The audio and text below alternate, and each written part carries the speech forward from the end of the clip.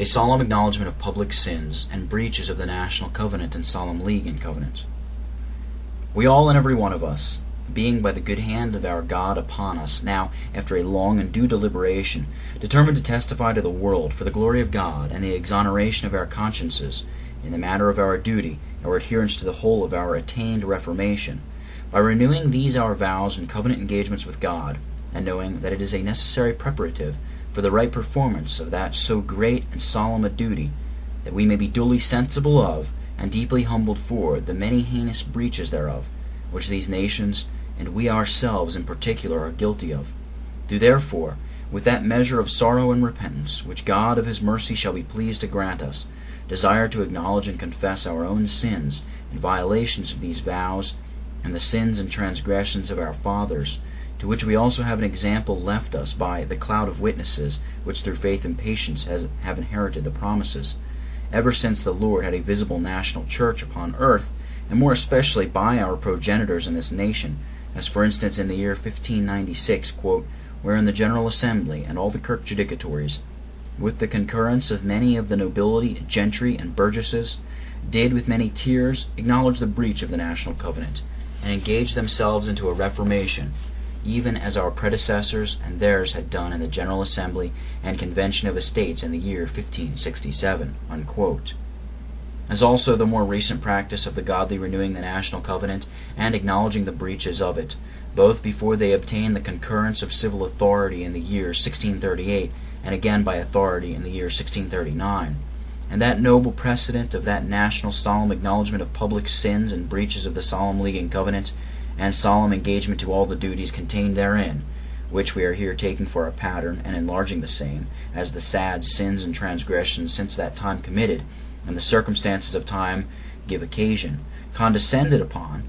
by the commission of the General Assembly, and approved by the Committee of Estates, publicly owned in all the churches at the renewing of the Solemn League anon 1648 and 1649,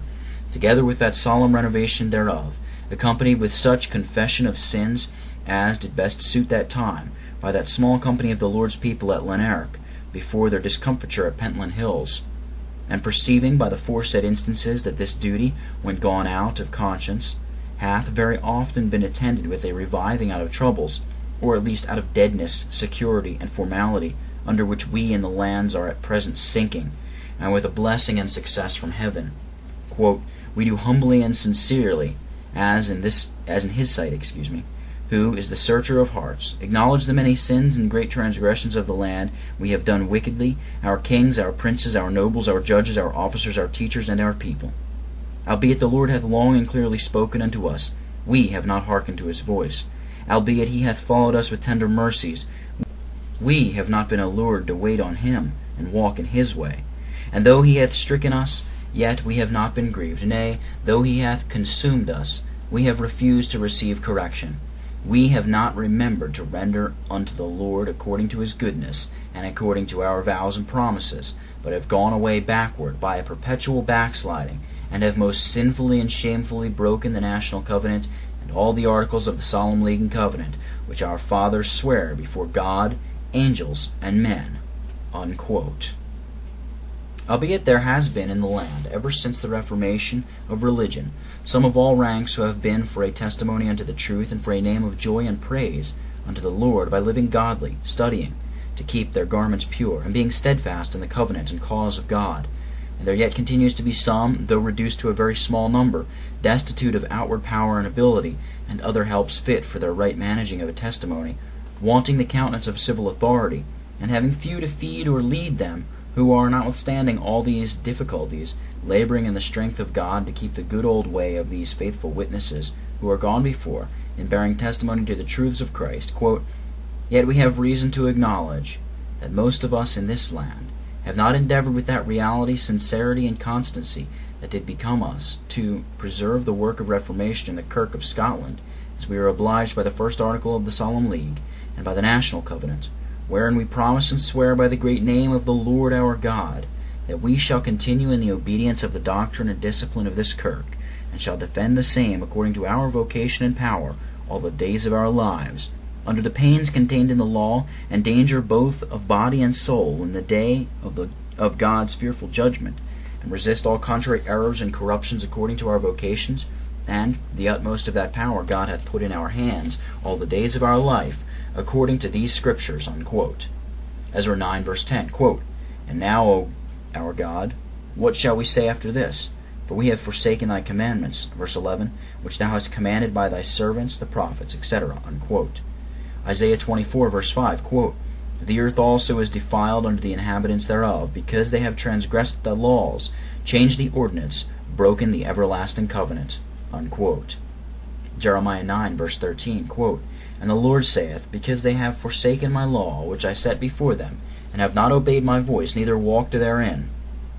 Verse 15, "Therefore thus saith the Lord of hosts, the God of Israel, Behold, I will feed them, even this people, with wormwood, and give them water of gall to drink." Unquote. Daniel 7, verse 25, quote, "And he shall speak great words against the Most High, and shall wear out the saints of the Most High, and think to change times and laws." Unquote. Galatians 5, verse 1, quote, "Stand fast, therefore, in the liberty wherewith Christ hath made us free, and be not entangled again with the yoke of bondage." Unquote. 1 Timothy 4, verse 16, quote, "Take heed unto thyself and unto thy doctrine, continue in them. For in doing this thou shalt both save thyself and them that hear thee." Unquote. 2 Timothy 1, verse 13, quote, "Hold fast the form of sound words, which thou hast heard of me, in faith and love, which is in Christ Jesus." Unquote.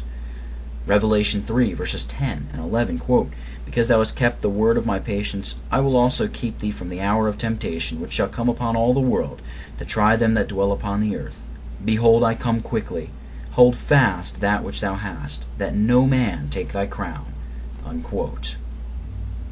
Quote, "But we have been so far from such endeavors,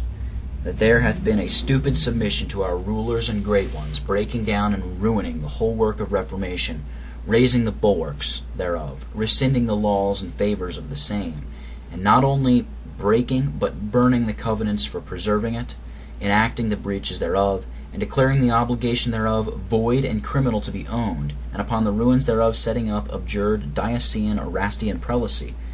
with its concomitant bondage of patronages, a blasphemous and sacrilegious supremacy and arbitrary power in the magistrate over church and state. There was little conscience made of constant endeavors to preserve the Reformation, when there was not a seasonable testimony exhibited against these audacious and heaven-daring attempts, when our ministers were, by a wicked edict, ejected from their charges, both they and the people too easily complied with it. Albeit in the national covenant the land is obliged to defend the Reformation, and to labor by all means lawful to recover the purity and liberty of the gospel, by forbearing the practice of all novations introduced in the worship of God, or approbation of the corruptions of the public government of the Kirk. Yet was there given all the approbation required by law of the novation and corruption of prelacy by hearing the prelatic curates. Both ministers and people, in a great measure complied with, submitted unto, and connived at the encroachments of the supremacy and absolute power, both in accepting and countenancing the former indulgences and latter toleration.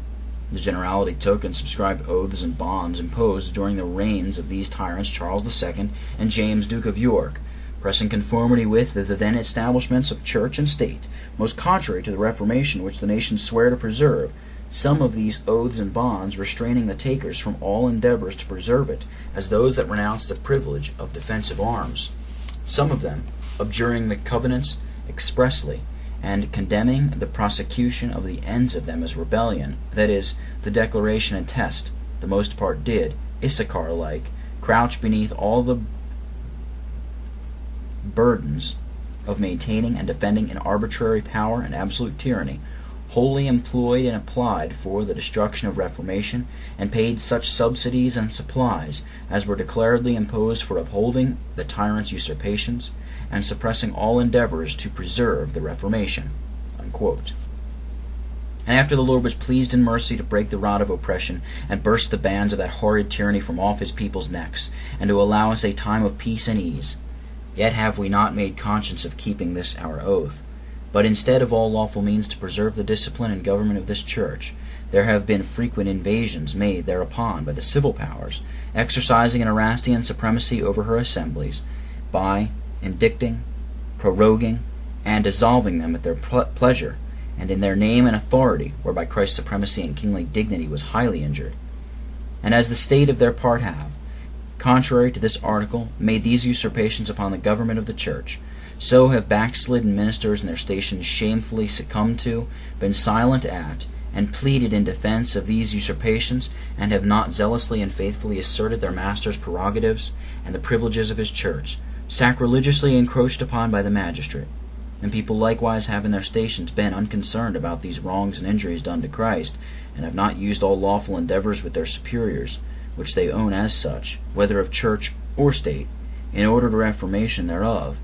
nor made faithful protestation against them, when they could not obtain redress. And as the government of the Church has not been duly preserved, so there has been a want of constant endeavors to preserve pure the doctrine of this Reformed Church, and that ever since that fatal distraction of public resolution principles began to creep into this Church, which corrupted people in that doctrine of abstaining from association with malignants and enemies to truth and godliness, and so far prevailed that the avowed enemies of religion were brought into places of greatest trust and authority. And these associations have not been made only with the haters of religion at home, but are also entered into with the enemies to the Protestant religion abroad, and many backsliding ministers in late times of tyranny were very faulty in this point of not laboring to preserve the purity of doctrine, either by express condemning of some important truths then persecuted, or at least in being silent and not asserting them, nor applying their doctrine to the time's corruptions, whereby many of the people were left to be overcome by snares, quote, and so laid open to seek out other principles to justify their practices of compliance, or extravagances on the right or left hand, not consistent with the doctrine or rules of the Church of Scotland. Others were not constant in confessing those doctrines before men when called to suffer for and avouch them, unquote. Neither are there at this day, nor has there been all along during these years of peace and quiet, suitable endeavors for suppressing all sorts of unsound doctrine or purging the land of the leaven of erroneous principles. Although there has been many laws made against popery, yet how have they been put into execution when papists are so rise, and popery so prevalent? The idolatrous mass being set up in several places of the kingdom, the maintainers and promoters of Quakerism, Borgianism, Arminianism, etc., are not punished, but protected by the state and connived at by the Church. And whereas the right endeavoring of maintaining sound doctrine doth require uprightness and sincerity in the profession and belief thereof, and a suitable practice accompanying that belief, we have it to lament that the most part of us in this land are but hypocritical in the professing of the doctrines of the gospel, and want a suitable practice and conversation becoming the gospel cause and cross of Christ. Many are grossly ignorant of the fundamental doctrines of Christianity, or study the circumstantial and controverted more than the fundamental truths.